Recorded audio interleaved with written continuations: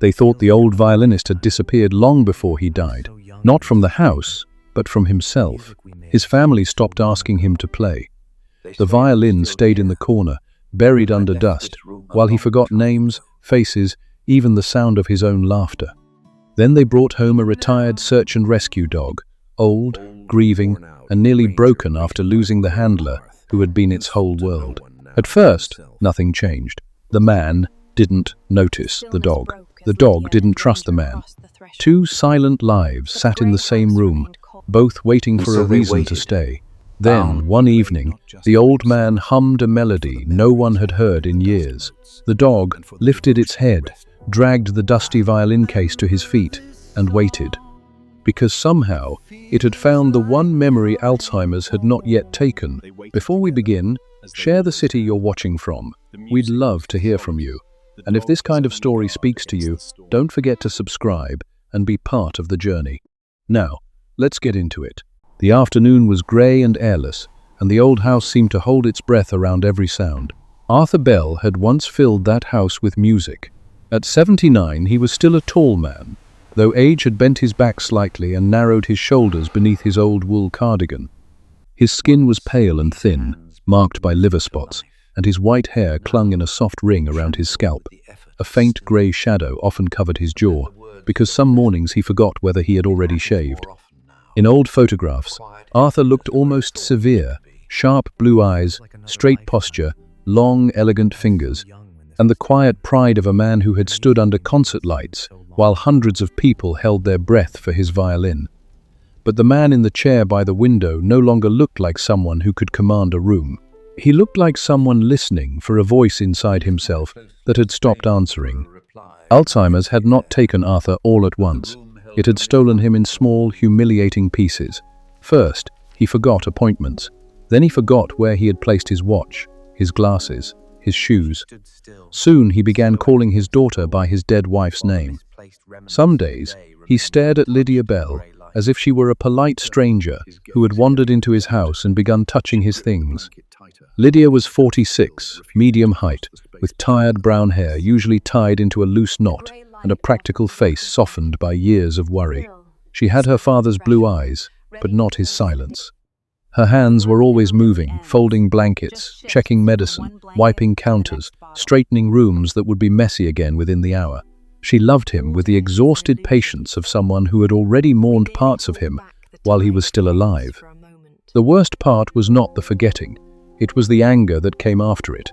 Arthur had never been an easy man. Even before the illness, he had been distant, more comfortable with music than conversation. He could play grief, tenderness, and longing with impossible beauty, but he rarely knew how to speak them. Now, when confusion frightened him, he became sharp.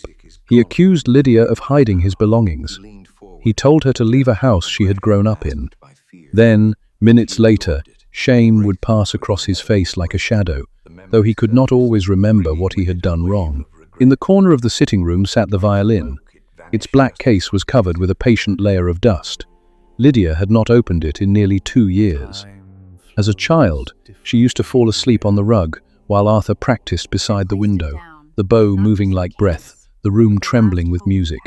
Now the case looked like something abandoned after a funeral. Once, she had placed it on the table and said gently, "Dad, do you want to play?" Arthur had stared at it for a long time, his face tightening. "That isn't mine," he said, then pushed it away. "Stop putting dead things in front of me." After that, Lydia left the violin where it was. Miles away, another life had gone silent. Ranger was an 11-year-old retired German shepherd who had once worked in search and rescue. He was large, though age had thinned him, with tan legs, a black saddle across his back, a greying muzzle, and one torn ear from an old rescue site. In his prime, Ranger had moved through collapsed buildings, flooded fields, and winter forests with fearless focus. He had found missing children, injured hikers, and people who had nearly become names on the news. His handler, Caleb Morris, had been a broad-shouldered man with a sandy beard, calm grey eyes, and a voice low enough to steady both dogs and frightened families. Caleb had treated Ranger not like a tool, but like a partner. When Caleb died suddenly from a heart attack during a morning run, Ranger changed. He stopped eating unless food was placed beneath his nose.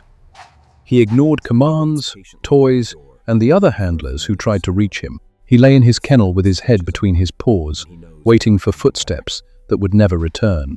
The trainers called it grief, but when Lydia saw him, she thought grief was too small a word. Ranger looked as if life had dismissed him from duty and given him nowhere else to go. The suggestion came from Dr. Elaine Porter, Arthur's memory care specialist, a small woman in her 60s with warm, dark skin, silver glasses, and a calm voice that made bad news easier to hear. She did not promise a miracle. She only told Lydia that routine, touch, music, and animals sometimes reached places language could not. "Your father needs an anchor," she said. "That dog needs a purpose. Maybe they can remind each other to stay." So Ranger came to Arthur's house on a grey Tuesday afternoon. Lydia expected barking, resistance, maybe one of Arthur's sudden bursts of anger. Instead, the meeting was almost painfully quiet. Arthur sat by the window, staring at the garden as if the wet branches were trying to tell him something. Ranger stepped inside slowly, paws heavy on the wooden floor.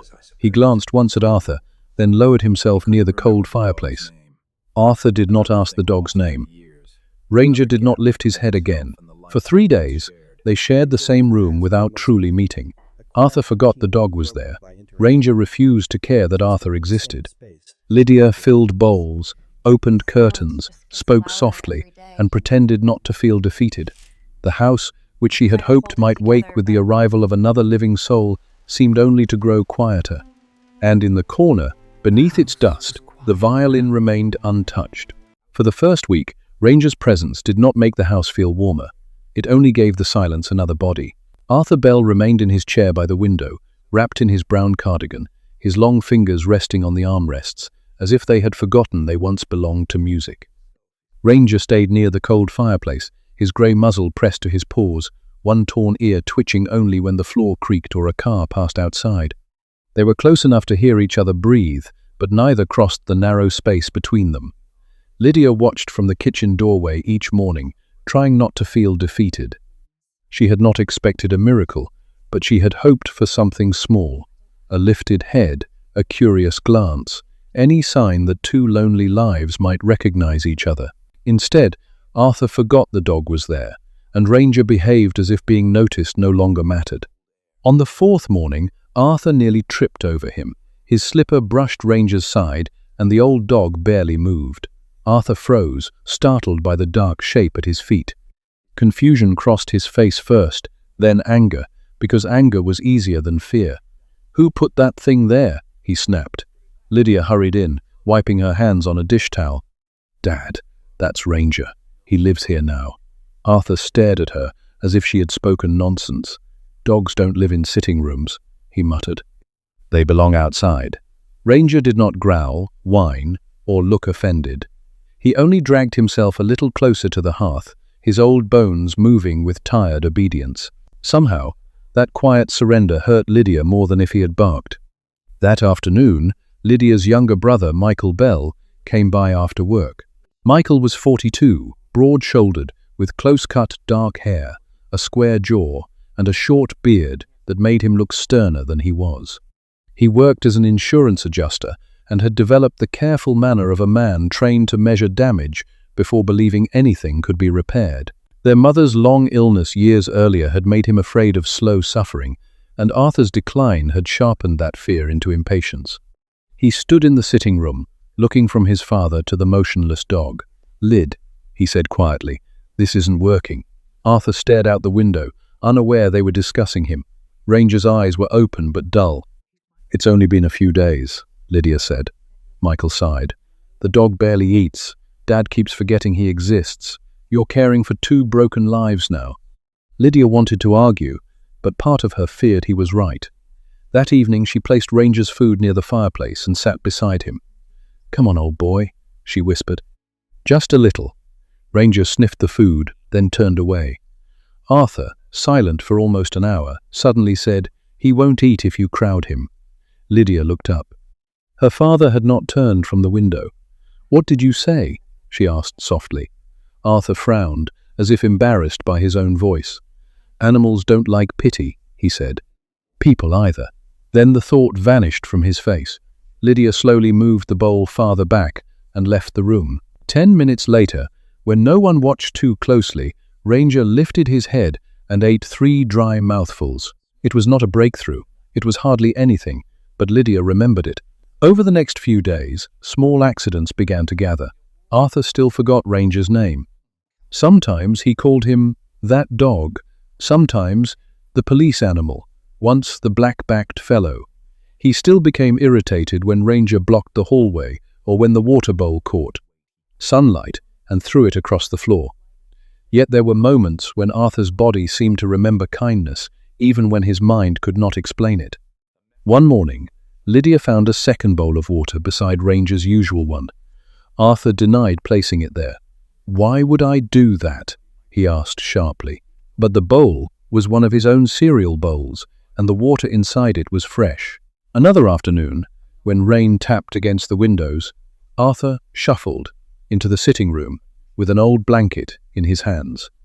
He stood above Ranger for nearly a minute, confused by his own purpose, then dropped the blanket near the dog's back and walked away, as if ashamed of being gentle.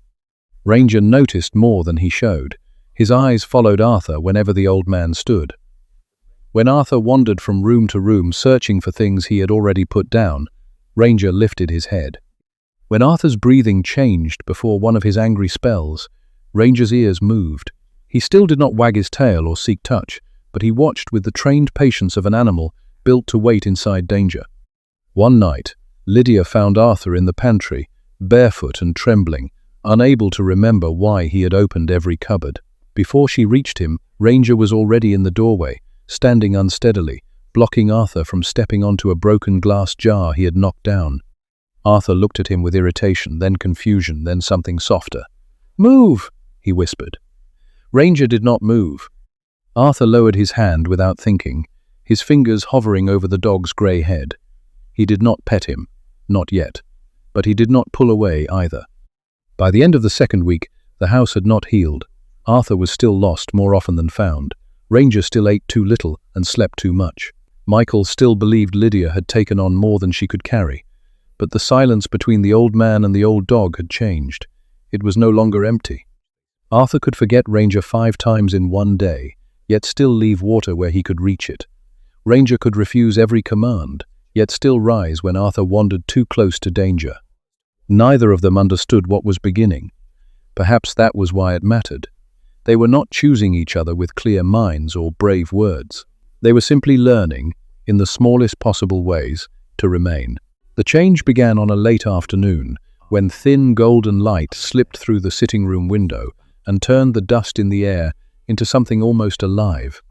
Arthur Bell had spent most of the day drifting between confusion and anger. That morning, he had called Lydia by his late wife's name, then snapped at her when she answered as herself. After lunch, he refused his medicine and accused Michael of hiding his watch, though the watch was in Arthur's own cardigan pocket. Now he sat by the window, white hair glowing at the edges, long fingers curled on his knees, his eyes fixed on the garden, as if some distant part of him was trying to remember what the world was called. Ranger lay near the cold fireplace, thinner than he should have been, his grey muzzle resting between his paws. He no longer looked completely absent, but he still carried the tired stillness of an old soldier without orders. Lydia stood in the kitchen rinsing cups she had already washed once, mostly to keep her hands busy. Michael leaned against the counter with his arms folded, his broad shoulders tense beneath his work shirt. He had come by after work, as he often did now, though he pretended it was only because he was passing through. "You can't keep doing this alone," he said quietly. Lydia did not answer. She knew Michael was worried, but his concern often sounded like giving up. Before she could speak, a faint sound moved through the house. At first, Lydia thought it was the wind at the window. Then it came again, thin and broken, but shaped like music. Arthur was humming. The melody trembled in his throat, losing itself for a moment, before finding 3 soft notes again. Lydia froze with her hands in the sink. Michael stopped breathing loudly, as if even that might break the sound. Neither of them knew the title of the tune, but both recognized its shadow. It had lived in the house when they were children. Arthur had played it on quiet evenings for Helen, their mother, when words failed him and music said what he could not. It was not a concert piece. It was private, tender, almost hidden. Beside the fireplace, Ranger lifted his head. The movement was sudden enough that Lydia turned toward him. Ranger's torn ear rose, then the other. His cloudy brown eyes sharpened in a way she had not seen since he arrived. Arthur hummed again, unaware that everyone in the house was now watching him. Ranger pushed his front paws beneath his chest. His joints resisted, and his hind legs trembled. But he stood. Michael whispered, "What's he doing?" Lydia shook her head, afraid to move. Ranger did not go to Arthur at first. He turned toward the dark corner of the room where the violin case sat beneath its dull layer of dust. For 2 years, Lydia had avoided looking at it for too long. Ranger lowered his muzzle, sniffed the worn leather handle, then gripped it gently between his teeth. The case was awkward and heavy. It scraped across the floor as he dragged it forward inch by inch, leaving a clean line through the dust. Arthur's humming stopped. The old man turned. For a moment, his face was blank. Then confusion passed over it, followed by something fragile and bright. Recognition, perhaps. Not full recognition, not enough to bring the whole man back, but enough to wound Lydia with hope. Ranger dragged the case to Arthur's slippers, released the handle, and sat down in front of him. He did not wag his tail or bark. He only waited, solemn and alert, like a working dog, expecting a command. Arthur stared at the case. His right hand lifted, hovered, then fell back to the armrest. "That isn't mine," he whispered. But this time there was no anger in his voice, only fear. Lydia stepped closer. "It is, Dad," she said softly. "It's yours." Arthur looked at her as though the truth was too heavy to accept. His fingers reached for the latches but fumbled helplessly. Michael crossed the room and opened them without a word. Inside lay the violin, amber brown and dimmed by neglect, still beautiful beneath the dust. Arthur touched it with 2 fingers as if afraid it might vanish. His mouth trembled. "Helen hated when I practiced too late," he murmured. Lydia pressed a hand to her lips. It was the first time in weeks he had said her mother's name with memory attached to it. No one asked him to play. Perhaps that was why he did. Slowly, with Michael holding the open case steady and Lydia standing perfectly still, Arthur lifted the violin to his shoulder. His hands shook so badly the bow nearly slipped. The first note was thin and cracked. The second wavered. The third found a faint sweetness that made the whole room feel less dead. Ranger did not move. He sat before Arthur, eyes fixed on him, as if those broken notes were the only order he had been waiting for. When the sound faded, Arthur lowered the bow and looked down at the dog. Ranger remained seated, solemn and steady. Arthur's hand descended onto the grey fur between his ears. This time, he did not stop himself. "Good boy," he whispered. From that day, Lydia left the violin case where Ranger could reach it. Each afternoon, when Arthur grew restless or began slipping too far into confusion, Ranger would glance toward the corner, then back at him. Sometimes, Arthur only touched the instrument. Sometimes he played 3 or 4 uneven notes before tiring. But the house changed. Arthur began waking with questions instead of only fear. Ranger began eating more, standing more, waiting not for Caleb's footsteps, but for Arthur's hand, Arthur's voice, Arthur's music. Neither of them was healed, but a small door had opened between them, and through it came a melody both had thought was lost. After the afternoon when Ranger dragged the violin case to Arthur's feet, the house did not become happy, but it became alive again. The change was small at first, almost too fragile to name. Arthur still forgot what day it was. He still asked Lydia where his father had gone, though his father had been dead for 40 years. He still woke from naps frightened by the shape of his own room. But now, when fear gathered behind his eyes, Ranger seemed to sense it before anyone else. The old German shepherd would rise from his place near the fireplace, joints stiff, grey muzzle low, and cross the room with slow determination. Sometimes he pressed his head against Arthur's knee. Sometimes he nudged the old man's hand until Arthur looked down and touched him. And sometimes, when the confusion grew too deep, Ranger went to the corner, gripped the handle of the violin case, and pulled it toward Arthur like a sacred duty. Lydia learned to watch the dog as carefully as she watched her father. If Ranger lifted his head suddenly, she knew Arthur's mood was changing.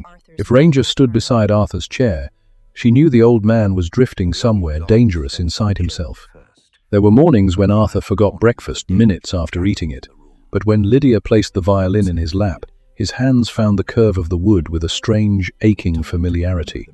He could not always remember Lydia's name. He sometimes looked at Michael with suspicion, as if his own son had become a man sent to inspect the house. But the moment his fingertips touched the strings, a faint light often returned to his eyes.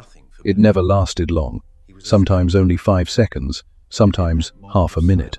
But Lydia began living for those seconds. Ranger changed too.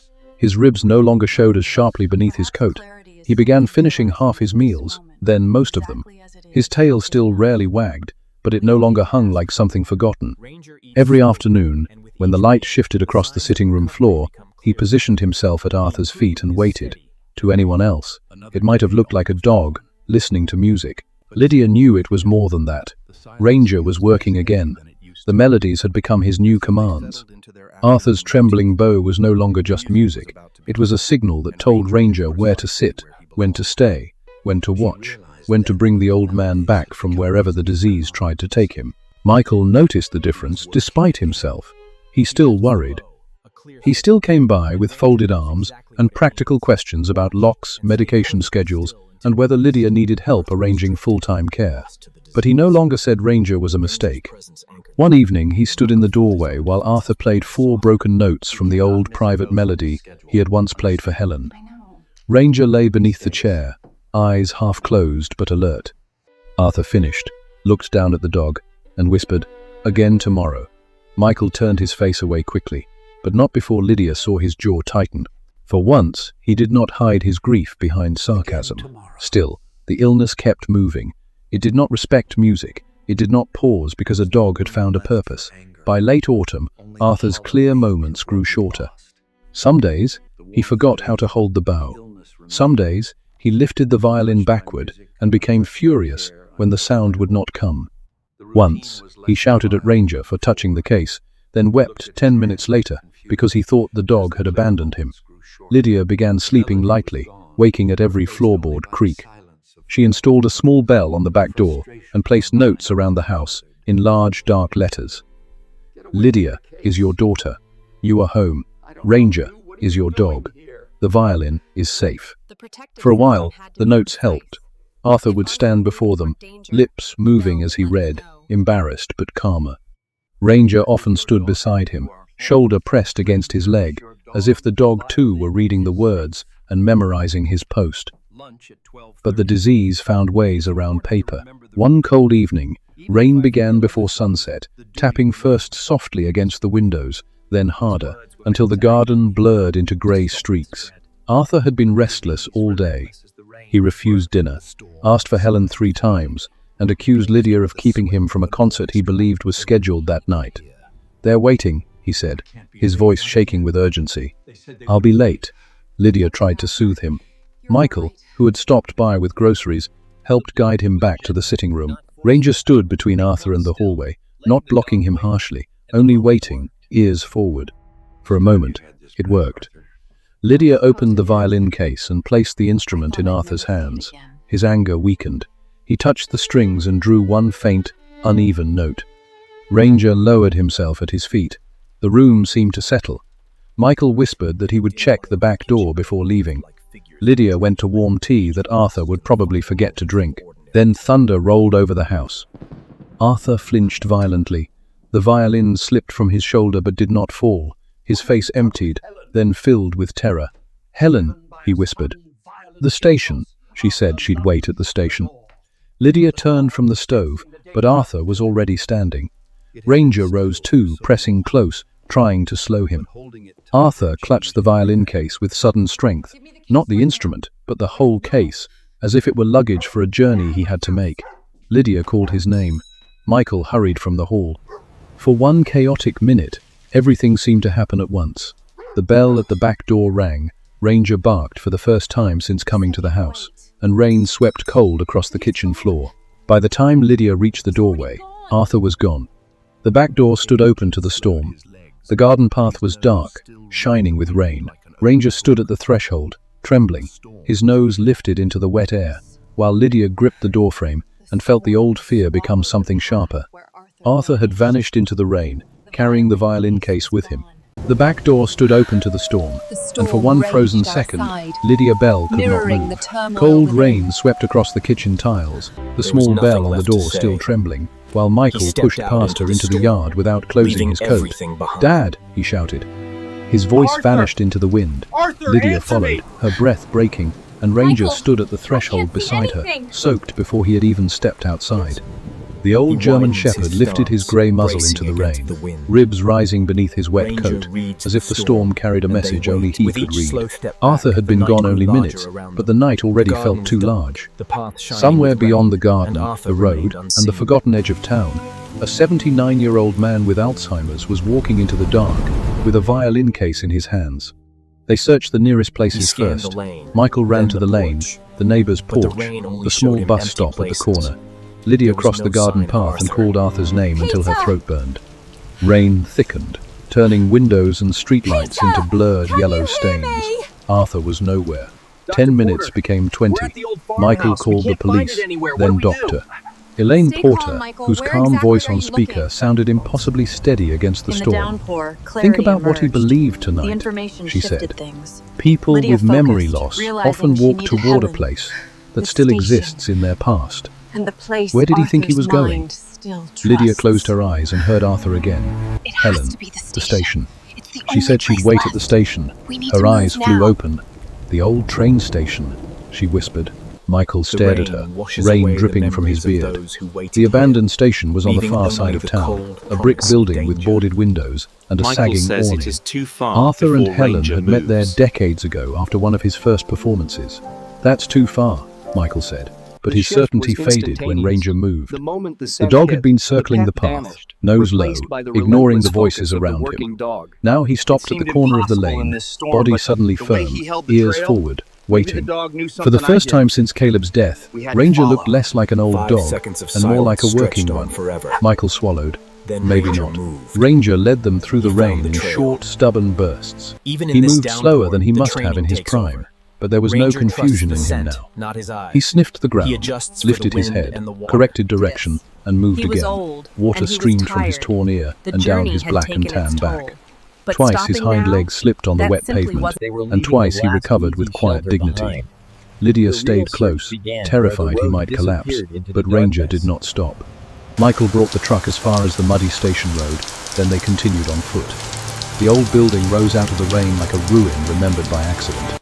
Beneath the sagging awning, on a wooden bench darkened by water, sat Arthur.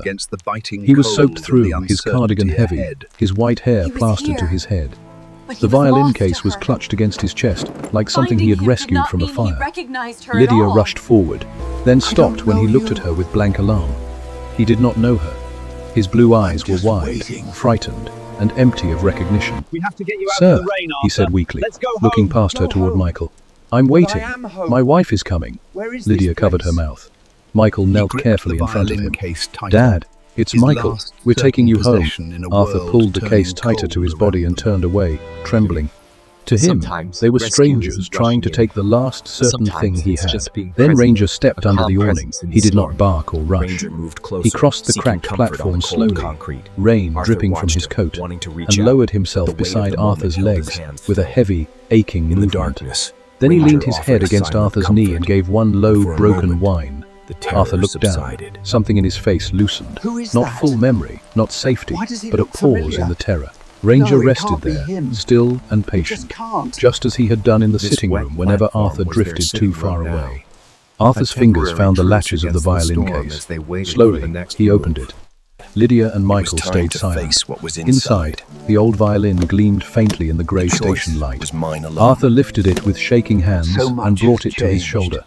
The first note was almost swallowed by the rain. The second wavered. Then the melody appeared, fragile and broken, but alive, the first song he had ever played for Helen. It faltered, recovered, and moved through the storm with a tenderness that made Lydia cry without sound. Michael lowered his head. Ranger lay beside Arthur's leg, listening, as if guarding every note from being taken. When the song faded, Arthur lowered the bow. For a moment, his eyes cleared. He looked down at the dog, and the old light returned just enough to be seen. "Ranger," he whispered. His voice shook. "Good boy, Ranger." It was the first time in months he had called the dog by name. They brought Arthur home before midnight. The illness did not disappear. The next morning, he still forgot breakfast. Ranger still walked stiffly and slept for hours after the search. But the house was no longer ruled by silence. The violin stayed within reach of Arthur's chair, not hidden in the dusty corner. Some afternoons he played clearly. Other days, he missed notes or forgot the ending.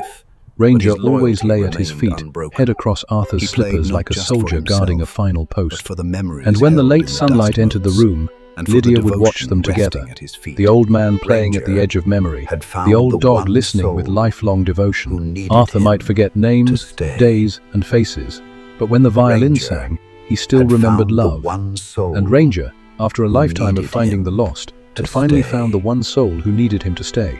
Sometimes, miracles do not arrive as thunder from the sky or light breaking through the clouds.